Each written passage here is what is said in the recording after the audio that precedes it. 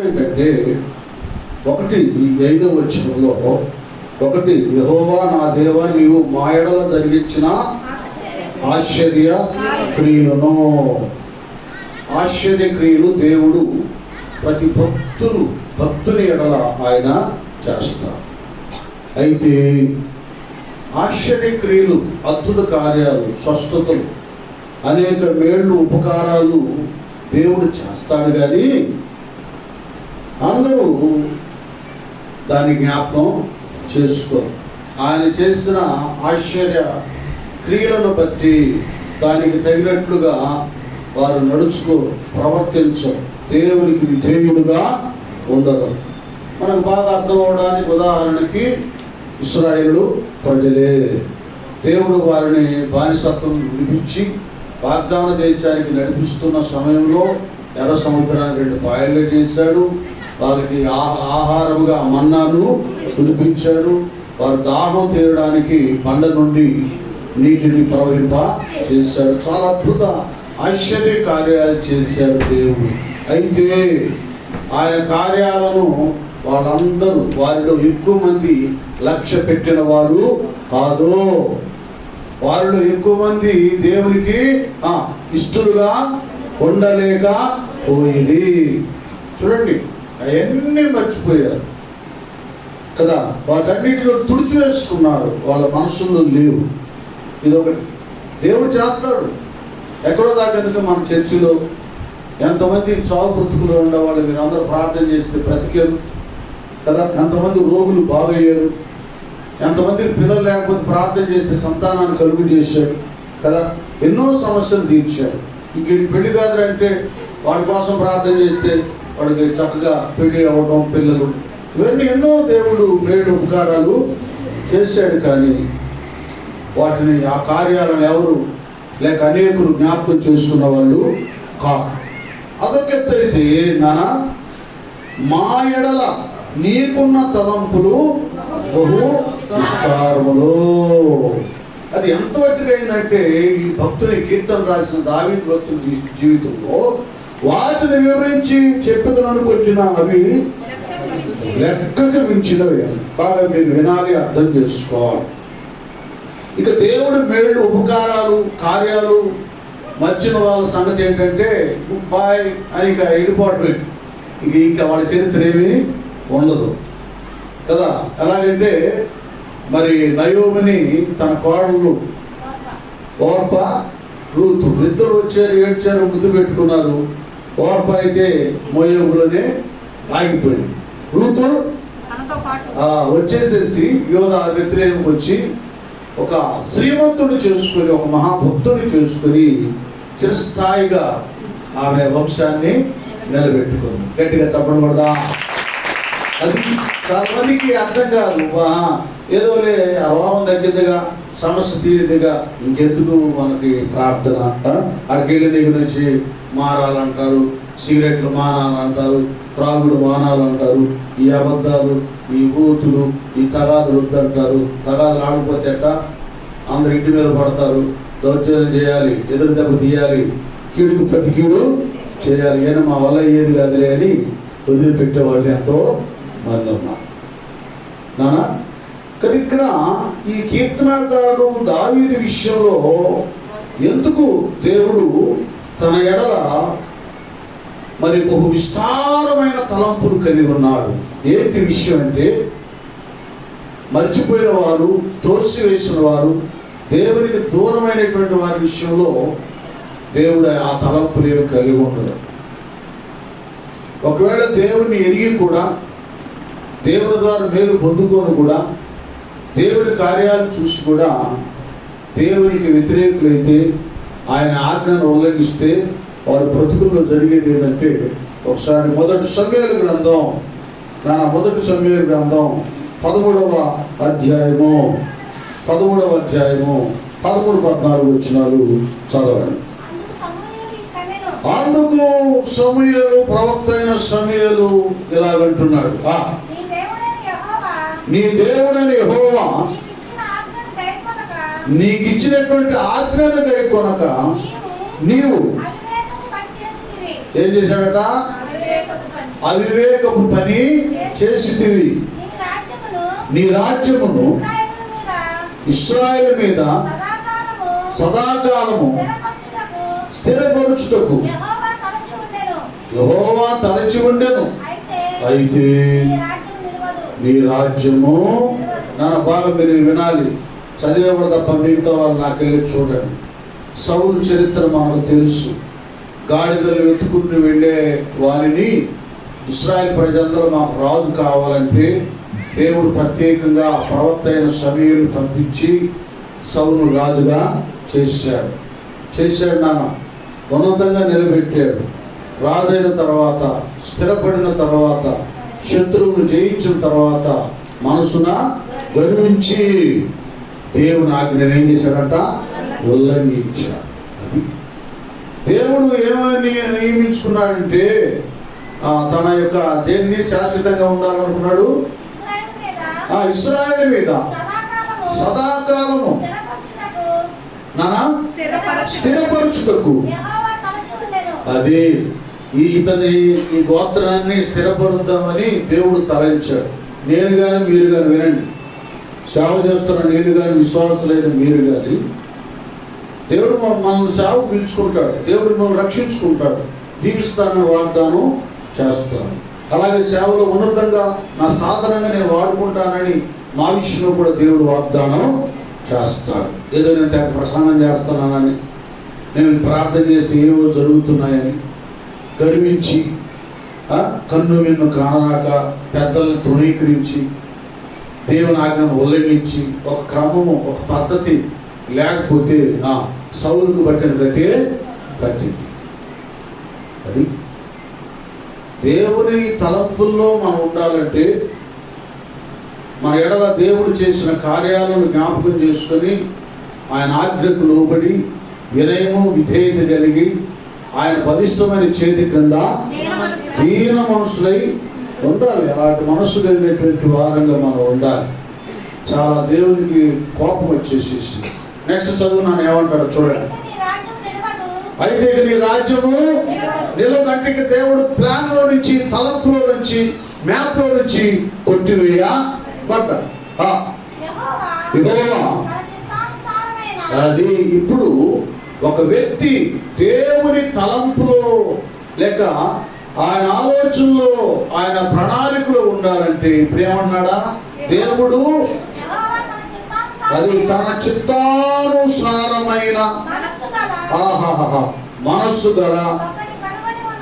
అదే ఇప్పుడు దేవుని ఆలోచనలోకి ఒక వ్యక్తి రావాలంటే దేవుని చిత్తానుసారమైన ఏం కావాలి? మనసు కావాలి. ఏం మాట్లాడి ఇంకేదో మనం పాట పాడినంత మాత్రాన నా ఎడ నీకున్న తలంపులని, ఆయన తలంపులో మనమే ఉండం. ఆయన తలంపుల్లో మనం ఉండాలంటే మొట్టమొదటిదిగా ఆయన చిత్తానుసారమైన మనస్సు కలిగి ఉండాలి. ఆ చదువు నన్ను ఏమంటాడు?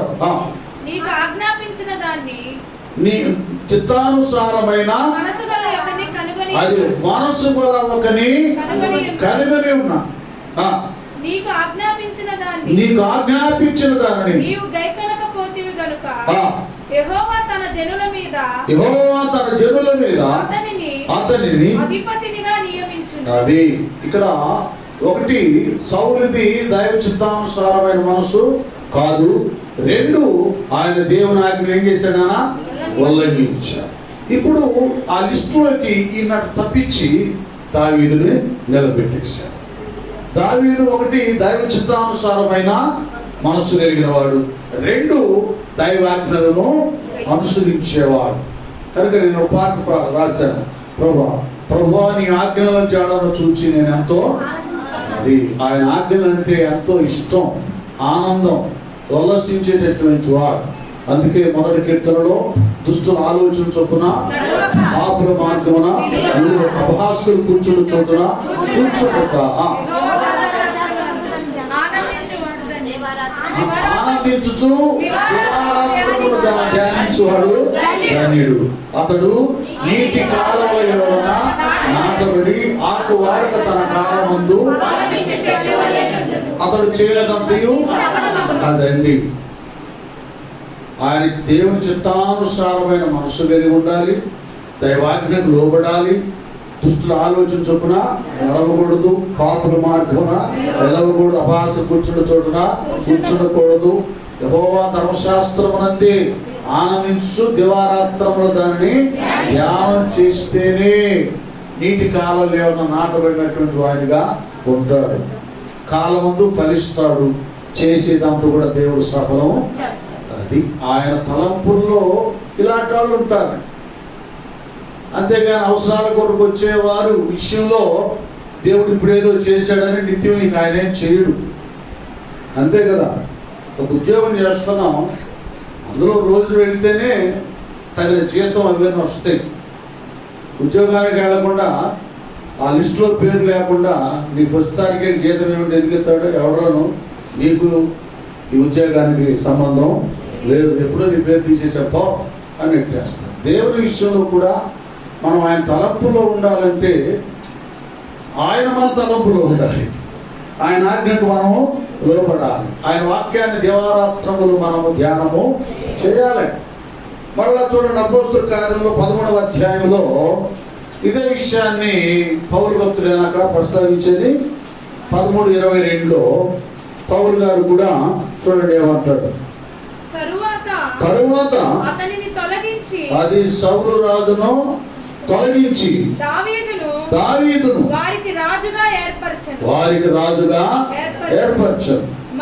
మరియు ఆయన నేను యెష్షయి కుమారుడైన దావీదును కనుగొంటిని. అతడు నా ఇష్టానుసారుడైన మనుషుడు. అది అక్కడేమో చిత్తానుసారమైన మనసు, ఇక్కడ ఇష్టానుసారుడైన మనుష్యుడు. చూసారా, కోరిక దేవుని తలంపుల్లో ఉండరు. ఏమండి, మనం అనుకోగానే ఆయన తలంపులు ఎలాగో మనం ఉంటాం, ఆయన మన తలంపులో ఉండాలి, ఆయన చిత్తానుసారమైన మనసు కలిగి ఉండాలి, ఆయన ఇష్టానుసారమైన మనుషులుగా ఉండాలి. దావీదయ్యలాగా మనం ఆయన హృదయానుసారులుగా కదా. దావీదు చెప్పండి, నా హృదయానుసారు. ఇన్నున్నాయి ఇందులో, ఇవేవి లేకుండా మనం దేవుడి తలంపులో ఉండవు.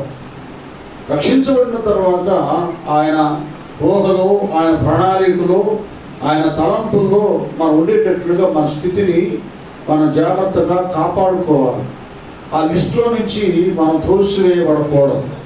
ఆ లిస్టులోనే ఆ గ్రంథంలోనే మన పేర్లు శాశ్వతంగా నిలిచి ఉండాలి. అలా పోగొట్టుకున్న వారు చాలా మంది ఉన్నారు వాళ్ళ జీవితంలో కదా. అయితే ఇంకొక చక్కటి విషయం ఉంది, మనం పరిశుద్ధ గ్రంథంలో చూస్తే. మరొకటిగా సామెతల గ్రంథం 3వ అధ్యాయము 5-6 వచనాల్లో కూడా ఈ అనుభవాలు మన బ్రతుకులో ఉండాలి. 3, 5, 6 వచనాలు సామెతలు చూడండి. ఇంకా మరొకటి, ఎప్పుడు మనం దేవుడు తలంపులో ఉంటామంటే మనకు ఒక్కోసారి కొన్ని బుద్ధులు, స్వబుద్ధి అంటే ఆ స్వబుద్ధిలో, సొంత బుద్ధుల్లో పాడు బుద్ధులు కూడా వస్తాయి. మన సొంత బుద్ధుల్లో పాడు బుద్ధులు వస్తాయి కదా. సరైన బుద్ధి ఉండదు, బుద్ధిహీనపు బుద్ధులు వస్తాయి, అవివేకపు అజ్ఞానపు బుద్ధులు వస్తాయి.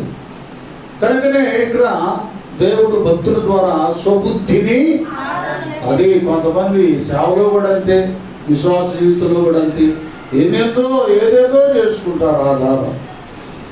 అలాంటి మనం ఆధారం చేసుకోకూడదు. దేవుని ఆలోచనను, దేవుని ప్రణాళికను, దేవుని వాక్యాన్ని, దైవ చిత్తాన్ని మనం ఆధారం చేసుకోవాలి. కాబట్టి ఇక్కడ అంటాడు, నీ స్వబుద్ధిని నీవు ఆధారము చేసుకొనక. అదే ఇప్పుడు ఏం చేయాలి, మరొకటి పూర్ణ హృదయముతో యెహోవా యందు. చూడండి నాన్న ఎన్ని ఉన్నాయో. స్వబుద్ధిని మనం ఆధారం చేసుకోకుండా పూర్ణ హృదయముతో యెహోవా యందు భయభక్తులు కలిగి పూర్ణ హృదయముతో దేవుని యందు నమ్మిక కలిగి ఆయన యందు భయభక్తులు కలిగి మనం నమ్మిక ఉంచాలి. కొంతమంది భయభక్తులు ఉండవు, ఏమండి, సొంత బుద్ధిని ఆధారం చేసుకుంటారు, ఆయన యందు ఏమాత్రం నమ్మకం ఉంచరు. వాళ్ళు అన్నదే నెరవేరుతుంది, నేను చేసేదే సక్సెస్ అనుకుంటారు. ఒకడు నడుచు మార్గం సరైనదిగా కనబడుచు కానీ తొదగది నాశనానికి దారితీస్తుంది. చాలా మందికి ఈ లెక్కలు తెలియదు. నేను చాలా గొప్ప చేస్తున్నాను కదా, మంచి చేస్తున్నాను కదా అనుకుంటారు. ఆ మంచైనా ఇది మనం ఏ పని చేసినా కూడా అది మంచి కానీ ఏదైనా కూడా అది దేవుని చిత్తమా కాదా అనేటటువంటి పరిశీలన విమర్శ మనం చేసుకోవాలి. దావీదు జీవితంలో మీకు తెలుసు, ఆయనకి దేవుడు అన్నా దేవుని మందిరం అన్నా ఎంతో ఇష్టం కదా. కాబట్టి నేనే మందిరం కట్టాలని ఆయన ఆలోచన కలిగి ఒకసారి రాజు కొలువులో ఆ మందిరాన్ని గురించి కట్టాలని ప్రస్తావిస్తే అక్కడే నాతాను ప్రవక్తున్నాడు. ఆయన మామూలుగా ఉన్నాడు, ఆత్మతో ఇంకా నింపబడలేదు. మామూలుగా ఉండి దేవుడి మందిరంగా దానికోసం మనం ప్రత్యేకంగా ప్రవచించవలసింది ఏంటి లేని, అలాగే రాజా మందిరం కట్టే దేవుడికి ఇష్టమేగా, మందిరం ఇప్పుడు వరకు లేదు, గుడారంలో ఉంది, పెద్ద బిల్డింగ్ కట్టేద్దాం, వెండి బంగారం కదా ముత్యాలు రత్నాలతో చేద్దాం అని అందరూ ఓకే అన్నారు. అన్న తర్వాత ఏమైందంటే దేవుడు తన ప్రవక్తలు చెప్పకుండా ఏ పని ఆయన చేయడు. కాబట్టి సంఘాల్లో కూడా ప్రవచించే వాళ్ళు ఉన్నప్పుడు కొన్ని విషయాలు దేవుడు మన గురించి మన బిడ్డల గురించి దేవుడు తెలియచేస్తాడు. ఏది చేయకూడదు, ఏది చేయాలి కదా, ఎలా ఉండకూడదు, ఎలా ఉండాలో, ఎక్కడికి వెళ్ళాలో వెళ్ళకూడదు అన్నీ ఆయన ప్రవక్తల ద్వారా మాట్లాడతాడు. అది వ్యాపారమే కానీ, ఉద్యోగమే కానీ, నివాసమే కానీ, పిల్లల పెళ్ళే కానీ అన్నీ మన ప్రతిదీ కూడా దావీదు గారు లాగా దేవుడి దగ్గర ఏం చేయాలి, విచారణ చేయాలి. అది ప్రతిదీ చేయాలి. అప్పుడు దేవుడు తన చిత్తాన్ని బయటపరుస్తాడు.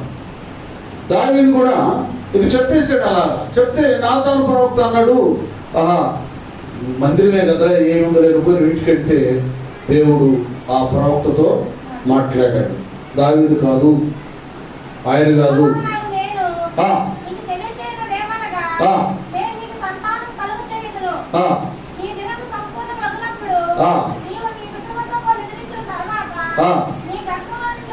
అది నీ గర్భం నుంచి వచ్చిన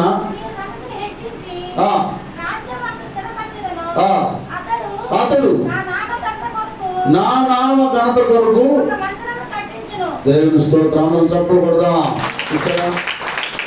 నీ కుమారుడు కడతాడు, నువ్వు కాదు మందిరం. ఎందుకు? దేవుని చిత్తానుసారమైన మనస్సు కలిగిన వాడు, దేవుని చిత్తానుసారమైన మనుషుడు అని, దేవునికి ఇష్టడైన మనుషులు హృదయానుసారుడని దావీదుకు అన్నారంటే ఇందుకే. తనకిష్టమైన తన స్వబుద్ధిని ఆధారం చేసుకోలేదో దేవుడు వద్దన్నాడుగా, ఆపేశాడు.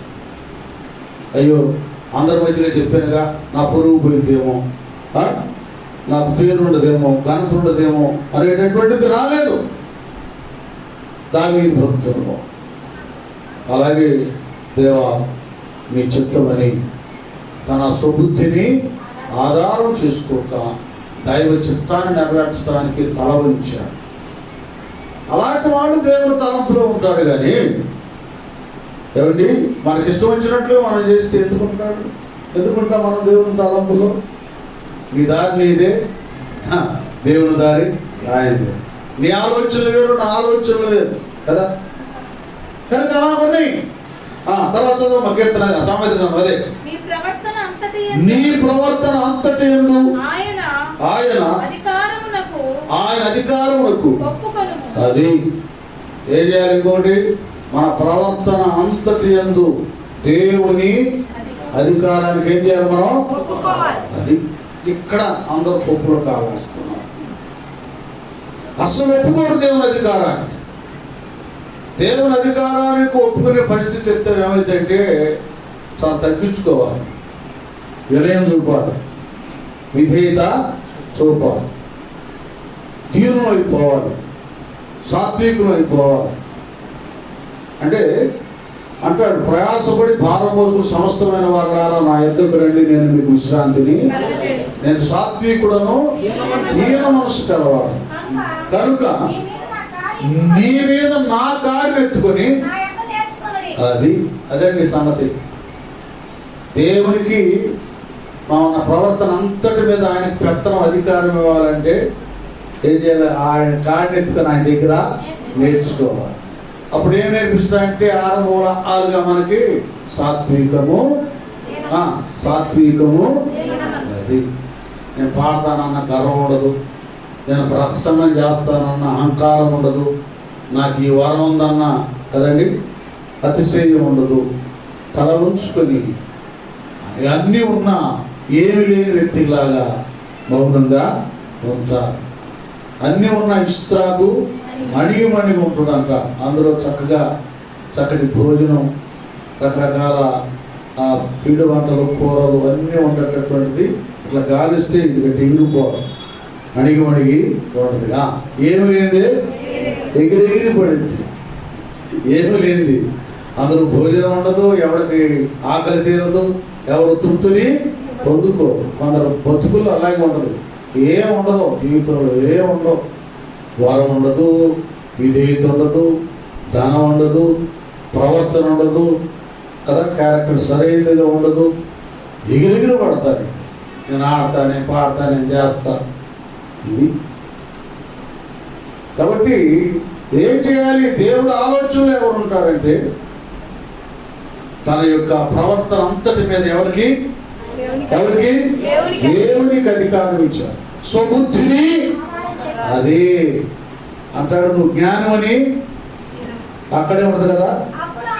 అప్పుడు ఆయన అది అప్పుడు దేవుడు ఆ వ్యక్తి భక్తుని యొక్క త్రోవలను సరళము చేయను. నేను జ్ఞానిని కదా అని నీవు అనుకొన వద్దు. యెహోవా యందు భయభక్తులు కలిగి. అది చూసారా, కొంతమంది నేను జ్ఞాని కదా అనుకుంటారు. అసలు తీసి అవతల పడాయి. అయ్యా నా దేవుడు లేదయ్యా, నేను రిక్తుడను, నా దగ్గర ఏమీ లేదు. ఏదైనా సాధించాలన్నా, జయించాలన్నా, సమకూర్చుకోవాలన్నా, దీవించబడాలన్నా అయ్యా నువ్వు కావాలి. కాబట్టి నీకే నీ చిత్తమే సిద్ధించును దాకా. ఎక్కడి దాకా ఎందుకండి? కుమారుడైన యేసు ప్రభు వారు ఆయన దేవుని కుమారుడి కదా. ఆయన నిజంగా అన్ని శక్తిని, ప్రభావాన్ని కలిగినటువంటి వాడు. ఇంటి కూడా దైవ చిత్తాన్ని నెరవేర్చడానికి ఈ లోకానికి వచ్చి, ఆయన ఆజ్ఞను నెరవేర్చడానికి ఈ లోకానికి వచ్చి, తండ్రి ఆ శ్రమల పాత్ర ముందుంటే అయ్యా ఈ గిన్నెను నా ఎద్దు నుండి తొలగించు. ఆ తర్వాత ఏమన్నాడు?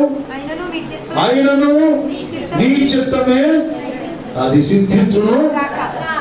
చూసారా, అందరు అడిగినప్పుడు నేను నా తండ్రి పని మీద ఉన్నాను కదా, నా తండ్రి చిత్తాన్ని నెరవేర్చడమే నాకు ఇష్టం కదా. ఇలాగూ భక్తులంగా మనం ఉండాలండి. దేవుని తలంపుల్లో మనం ఉండాలంటే, మన ఎడల దేవుడు తలంపులు కలిగి ఉండాలంటే దావీదయ్యలాగా భక్తులకు ఈ అనుభవం లేక ఈ యొక్క అనుభవాలు చాలా చాలా అవసరం అండి. దావీదు భక్తుల జీవితంలో మరొక గొప్ప విషయం ఏంటంటే, ఆయన కీర్తన గ్రంథంలో 57వ కీర్తన 17వ వచనం కొన్ని మనం తెలుసుకున్నాం, బాగుంటాయి విషయాలు. ఏమండి 57:17 సారీ 55 పెట్టండి. సాయంకాలమున ఉదయమున మధ్యాహ్నమున నేను ధ్యానించుచు. అది ఎప్పుడంట? 1, 2, 3 అంటే రోజుకి ఎన్నిసార్లు? 3 సార్లు ప్రార్థన కోరుకుంటాం మన దేవుని తలంపులు. ఏం చేయడు అసలు, ప్రార్థన చేయరు, ఏం చేయరు. మన ఎడలు ఎట్లా ఆయన తలంపులు కలిగి ఉంటాడు? ప్రార్థన అంటే ఏంటి చెప్పండి మీరే? దేవునితో అది కదా. అమ్మ అడగనేది అమ్మాయినా పెట్టదంట అన్నం అంటే ఆయన అడగాలి, ఆయనతో మాట్లాడాలి కదా. ఆయనతో మాట్లాడితే మరి తడవు ఇలా రోజుకు ముమ్మారు ఆయన ప్రార్థన చేస్తే నా కుమారుడు నన్ను ఇది అడిగాడు కదా అని ఆ వ్యక్తిని గురించి ఒక ఆలోచన ఆయన కలిగి ఉంచాడు. అయ్యా నా ఉద్యోగం అయ్యా, అయ్యా నా రక్షణ అయ్యా, అయ్యా నా ఆత్మీయత అయ్యా, అయ్యా నా పెళ్ళయ్యా, అయ్యా నా సంతానం అయ్యా, అయ్యా నా ఆత్మీయత అయ్యా, అయ్యా నాకు వాక్యం అయ్యా, అయ్యా జ్ఞానం అయ్యా, వరం అయ్యా కదా. ఇలా అడుగుతుంటాం, రోజుకు మమ్మారు అడుగుతుంటాం. ఆ మాటలు ఆయన జ్ఞాపకులు ఉంటాయి, ఆయన తలంపుల్లో ఉంటాయి. సామాన్యుడు కాదు. ఆయన రాజు అయిన తర్వాత కూడా దావీదు రోజుకు 3 సార్లు ప్రార్థన చేసేవాడు. ప్రార్థన చేసేవాడు. ప్రార్థనా పనులు దేవుని తలంపుల్లో ఆలోచనలో ఉంటానికి అంతే. దేవుడు వారి మొర్ర ఆలకిస్తాడు. వారి విషయంలో అడుగులు మీకు ఇవ్వబడ్డని, వారి విషయమై కొన్ని ప్రణాళికలు, కొన్ని ఆలోచనలు కదా, కొన్ని విధానాలు దేవుడు కలిగి ఉంటాడు. ప్రార్థన పరుడు, దేవుడితో మాట్లాడే వారి విషయంలో. ఇంకా అసలు ఆయన మొరపెట్టకుండా, ప్రార్థన చేయకుండా దేవునికి దూరంగా ఉండే వాళ్ళ విషయంలో ఏ తలంపులు కలిగి ఉంటాడంటే దేవుడు కలిగి ఉండడు. ఒక ఉద్యోగం రావాలన్నా, లేకపోతే ఇంకేదైనా లోన్ రావాలన్నా, మనం లోన్కి అప్లై చేసి బ్యాంకులో ఆ బ్యాంక్ చుట్టూ తిరిగి ఏమైనా ఫోన్లు తెలుసుంటే మాట్లాడే వాళ్ళైతే ఫోన్లు మాట్లాడుతూ ఎంతో కంటారం పడితేనో అప్పుడు లోను శాంక్షన్ అవుతుంది. ఏది లేకుండా ఆ లోన్ కావాలి ఇస్తారని అడిగితే బ్యాంక్ మేనేజర్ ఇస్తాడా, క్యాషియర్ ఇస్తాడా? ఎవరే మీరు అసలు ఏది మీ ఊరు పేరు ఏం లేదు, లోన్ ఎక్కడి నుంచో తీస్తారు. అందులో ఉంటే అసలు అప్లికేషన్ చూసేసి మేనేజర్ పరిశీలన చేస్తారు. సరేలే 3 నెలలకు ఇద్దామని శాంక్షన్ చేస్తామని కదా, 3 నెలలకో 4 నెలలకో దాన్ని శాంక్షన్ చేస్తారు. లోకంలోనే లాభం. వాళ్ళ ఆలోచనలో మనం ఉంటాం. పలానా లిస్ట్ ఉంటుంది అన్నమాట. అంతే కదా. ఇప్పుడు మన ఈ గారు ప్లాట్లు ఇచ్చారు మన ముఖ్యమంత్రి గారు, వెళ్ళిపోయి మీ ఆధార్ కార్డులు, పేర్లు గీర్లు ఏదేది వాళ్ళన్నీ ఇచ్చారు. అప్పుడు తీరా చూస్తే ఆ పేర్లు చదివేటప్పుడు ఇచ్చిన వాళ్ళ పేర్లు కూడా వచ్చాయి. అలాగే మనం కూడా మన అప్లికేషన్ ఏంటంటే రోజుకు ముమ్మారు దేవుని సన్నిధానంలో వేకు సమమైన, మధ్యాహ్నమున, రాత్రి వేళ, సాయంకాలం లేక రాత్రి వేళ ఆయన సన్నిధిలో ఏం చేయాలన్నా అదే దేవునికి స్తోత్రం. హల్లెలూయా. అలాగే మీకు తెలియదు కాదు, 3 సార్లు ప్రార్థన చేయటమే కాకుండా మీరే చెప్పాలి, 7 మార్లు దేవుని స్తుతించేవాడు. స్తుతించడం అంటే మనం ఇట్లా అనుకుంటే ఎన్నోసార్లు స్తుతిస్తాం రోడ్డు అవ్వడం. అది కాదు, ప్రత్యేకంగా ఒక స్థుతి అనమాట. మోకరించి చేతులు తయాని స్తోత్రమయ్యా, స్తోత్రమయ్యా, స్తోత్రమయ్యా, స్తోత్రమయ్యా అని అలా స్థుతులు వివరించాడు. మళ్ళీ ఈ స్థుతులలో ప్రత్యేకమైనది ఏంటంటే కృతజ్ఞత స్తుతి. నా ప్రాణమై యెహోవాను సన్నిధించును, నా అంతరం సమస్తమైన పరిశుద్ధ నామమును ఆయన చేసిన. అదిలాగూ దేవునికి ఆయన కృతజ్ఞతాస్తుతులు చెల్లించేవాడు. నా 119 చూడండి. ఇలాగ దేవునికి కృతజ్ఞతాస్తుతులు చెల్లించేవాడు. చూడండి 119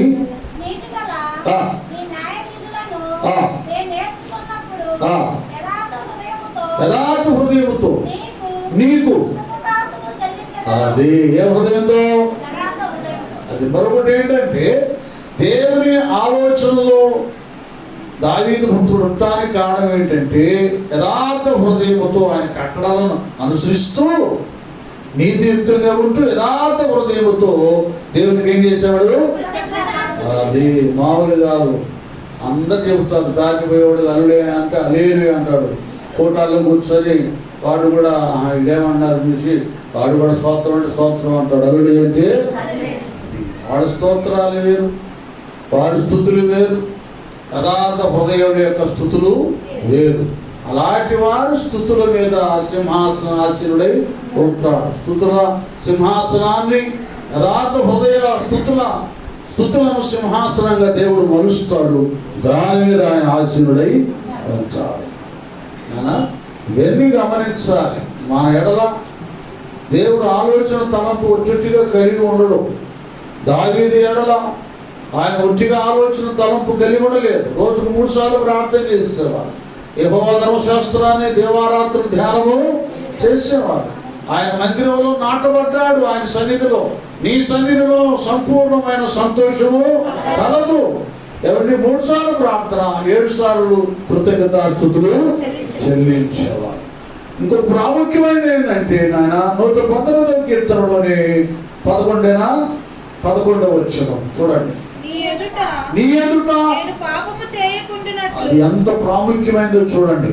నీ ఎదుట నేను పాపము చేయకూడనట్లు నా హృదయములో అది. ఇంకోసారి ఏమంటాడు, నీకు ఆయాసకరమైనది ఏదైనా ఉన్నదేమో నా హృదయంలో తీసివేయమంటాడు. అది కూడా ఒకసారి చదవండి. ఇది చాలా ప్రాముఖ్యమైనటువంటిది. ఎప్పటికప్పుడు నేను కానీ మీరు కానీ మనందరం కానీ దేవునికి ఆనందకరంగా బ్రతుకుతున్నామా, ఆయనకి ఆయాసకరంగా బ్రతుకుతున్నామా? సేవకులైనా విశ్వాసులైనా అందరూ ఇది పరిశీలన చూసుకోవాలి. కొందరు అనుకుంటారు, నేను చేసే దానికి దేవుడు హ్యాపీ అవుతున్నాడు, ఆనందపడుతున్నాడు అనుకుంటారు. సౌలు చేసింది అదే. అమాలేకులందరినీ జయించి ఏముంచొద్దు, అన్నిటి నిర్మూలన చేయమంటే గొర్రెల్ని మేకల్ని ఎడ్లని తీసుకొచ్చి ఆ దొడ్లో పడేశాడు. ఆ సమీర ప్రవక్తుడు నీ పని చేసామంటే అవన్నీ దేవుడని యెహోవాకి అది చెప్పింపబడిన వాటిని ఎందుకు బలిగా అంగీకరిస్తాడు? కొంతమంది ఏదో చేయాలనుకుంటారు. మేము కూడా చేస్తున్నాంగా, భక్తి చేస్తున్నాంగా, ప్రార్థన చేస్తున్నాంగా అనుకుంటారు. లేదండి, ఎప్పటికప్పుడు మనం దావీదు భక్తుల వల్లే దేవా నన్ను పరిశోధించి, అది చూసారా, నన్ను పరిశోధించి నా హృదయమును తెలుసుకోను, నన్ను పరీక్షించి నా ఆలోచనలను తెలుసుకోను. నీకు ఆయాసకరమైన మార్గము నా యందు ఉన్నదేమో చూడుము. అది ఏ మార్గమునా? నిత్య మార్గమున నడిపింపు. అబ్బా, ఎంత ఉన్నతంగా ఉందండి ఈ మాట. దాని ఎన్నో కీర్తనది 139:24 చూడండి. ఇప్పుడు చదువునా అమ్మను అలాగే ఉంటుంది. రేపు గారు చదువురా, ముందు నాకు చదువు, నాకు వినపడింది. నీకు ఆయాసకరమైన మార్గము అది చూడండి. నేను దేవుని ఆయాస పెడుతున్నానేమో, నా యందు ఉన్నదేమో చూడుము. నిత్య నాన్న అక్కడి నుంచి స్టార్టింగ్ నుంచి చదవాలి. అక్కడ చూసి అక్కడి నుంచి చదవాలి. అది కావాలి. నన్ను పరీక్షించి నా ఆలోచనలను అందరూ మనం ప్రార్థన చేసేటప్పుడు అందరూ నాతో సహా ఏం చేయాలంటే నన్ను గట్టిగా చదవమా, నన్ను పరీక్షించి నా ఆలోచనను అది దేవుడు మనల్ని పరీక్షించాలని కూడా ప్రార్థన చేసుకోవాలి. నా ఆలోచనను తెలుసుకుని అయ్యా అవి మంచియో చెడ్డయో. ఆయన తలంపులు ఆలోచనలో మనం ఉండాలంటే అసలు మన ఆలోచన సరైనదో కాదో దేవునికి వదిలిపెట్టాలి. ఆయన దగ్గర మనం ఆయన టెస్ట్కి ఇచ్చేసేయాలి, ఆయన పరిశీలనకి ఇచ్చేసేయాలి. ఎట్టుందో చెప్పాయా.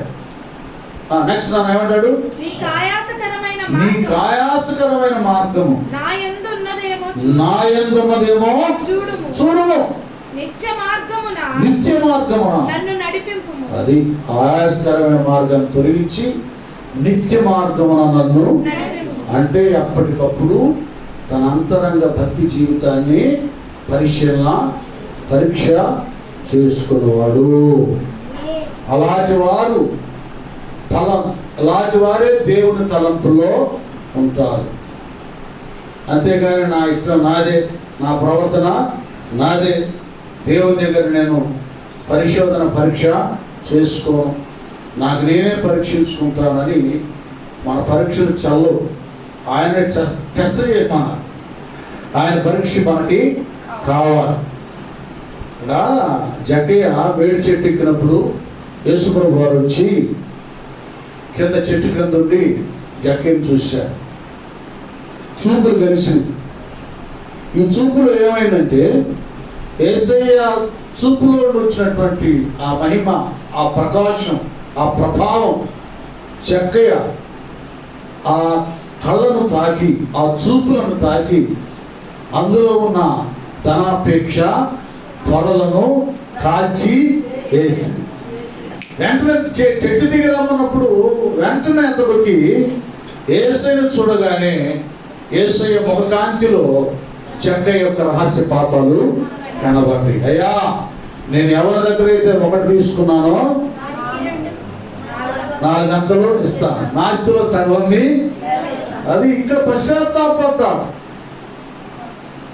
తన అంతరంగాన్ని పరిశీలన చేసుకున్నాడు, తను ఏ పొరపాట్లు చేస్తున్నాడో దేవుని దగ్గర గ్రహించగలిగాడు.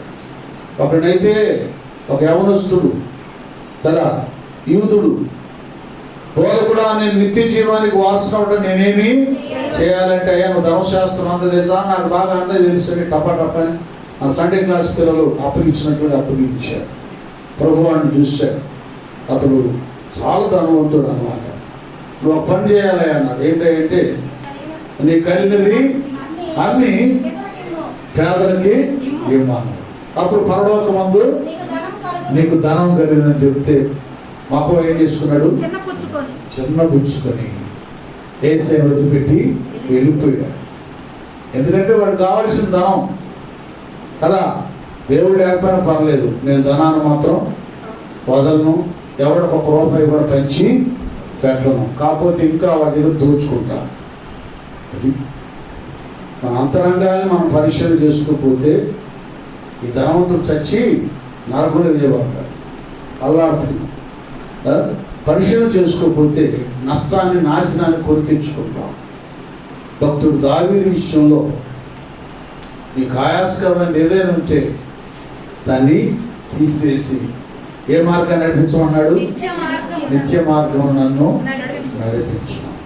చూడండి, ఇలాంటివన్నీ కలిగి ఉంటేనే దేవుని దగ్గర మనం స్థానం కలిగాం. తన 119:11 చదివారా కీర్తన? చదివారు ఎవరన్నా? చదివారు? ఏంటది?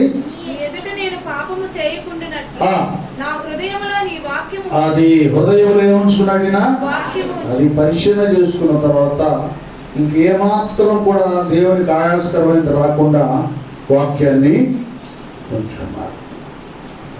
ఎన్ని ఉన్నాయో చూడండి ఇతని జీవితంలో దేవునికి అనుకూలం. ఇంకొక ఉన్నతమైనటువంటిది ఏమిటంటే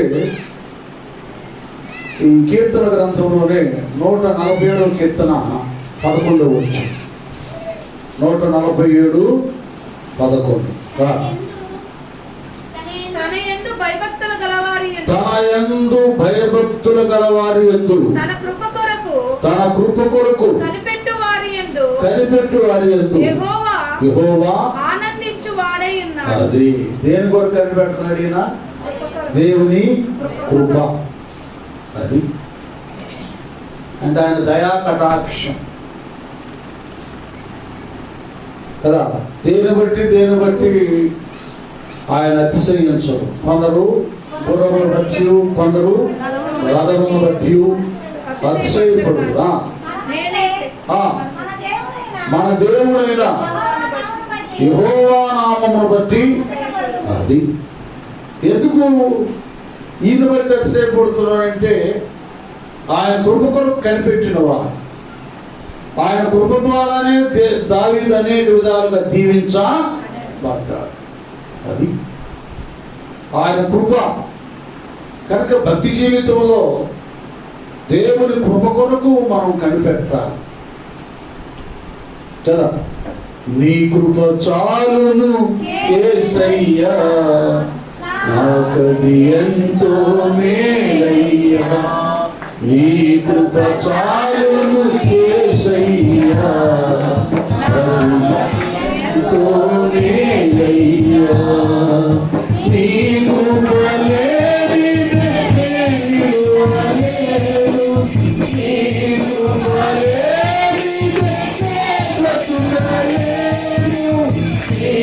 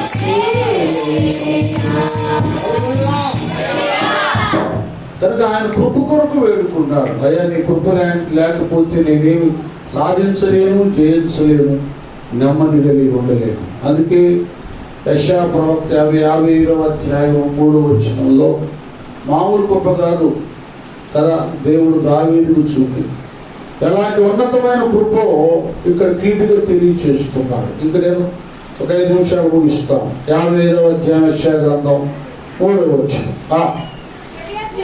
చెవియొగ్గి దేవుని యొద్దకు భక్తులు వెళ్ళాలి. మీరు వినిన ఎడల అది ముందు దేవుని దగ్గరకు వచ్చి ఆయన వాక్యం వింటే ఆత్మీయంగా మనం బ్రతుకుతాం. కుటుంబాలు కూడా సరిగా బ్రతుకుతాయి దేవుని దగ్గరికి వస్తే. లోకంకి, పాపానికి, లోక సంబంధమైన వాటికి వెళ్తే ఏమండి చట్ట స్నేహితుల దగ్గరికి వెళ్తే వాళ్ళ చట్ట అలవాటులతో దుర్వ్యసనాలకు బానిసలు చేసి చివరికి శరీరమే క్షీణించిపోతుంది, ప్రాణమే పోతుంది, ఆత్మీయంగా కూడా నశించిపోతాం.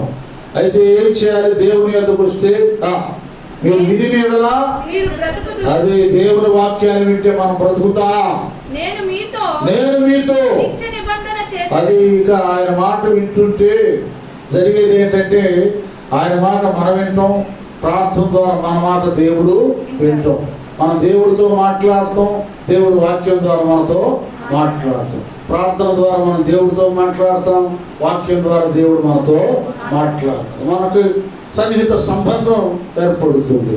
అప్పుడు దేవుడు మాట్లాడిన తర్వాత ఈ స్నేహం పెరిగిన తర్వాత ఏం చేస్తాడంట? అది దేవుడు మనతో అది నిత్య నిబంధన ఒకరోజుతో ఊడిపోయేది కాదు. మన జీవిత కాలం అంతా నేను నీకు అండగా ఉంటాను, ఆశ్రయంగా ఉంటాను, తోడుగా ఉంటాను, సహాయకులుగా ఉంటాను, మేలుకరంగా ఉంటాను అని ఆయన మనతో ఏం చేస్తాడు? నిత్య నిబంధన చేస్తాడు. అదే దావీదునకు చూపిన శాశ్వత కృపను దేవునికి స్తోత్రం. హల్లెలూయా. దావీదుకి ఎలాగూ కృప కొరకు కనిపెట్టిన దావీదుకి ఎలాగూ దేవుని యొక్క ధర్మశాస్త్రాన్ని ధ్యానించిన, దేవునికి రోజుకు 3 సార్లు ప్రార్థన చేసిన, 7 పర్యాయాలు దేవునికి స్తోత్రాలు చెల్లించిన, తన అంతరంగాన్ని దేవుని ద్వారా పరీక్షించాలని తెలుసుకున్న ఏమండి దేవుడిలో జీవించినటువంటి దావీదునకు దేవుడు ఏమి చూపించాడు? శాశ్వత కృపను చూపించాడు. మన ఎవరు కూడా దేవుడు శాశ్వత కృప చూపిస్తాడు ఆయన మాట విన్నానా? అప్పుడు మనం దేవుడి తలంపులో ఆలోచనలో ఉంటాం.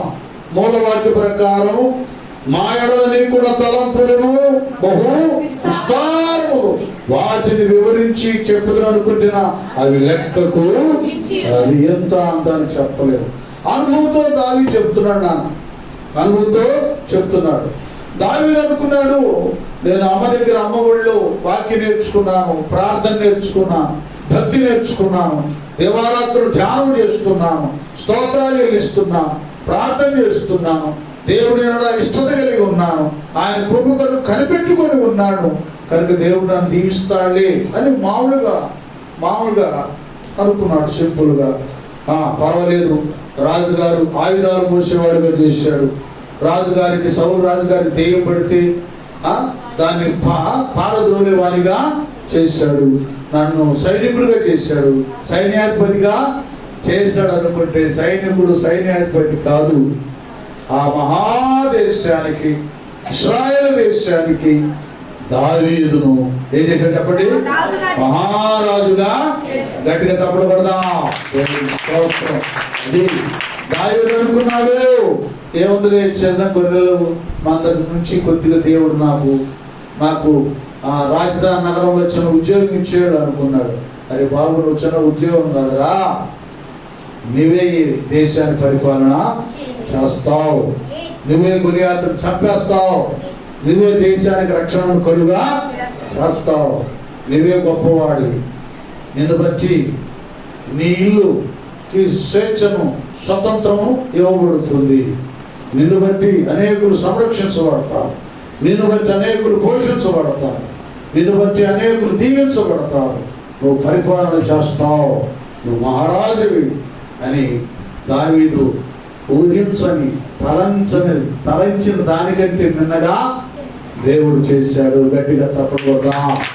కనుక ప్రియమైన దేవుడి పిల్లలారా, ఇవాళ నీకు నాకు అందరికి దేవుడు జ్ఞాపకం చేస్తున్నాడు. ఎన్నో కార్యాలు చేశాడు.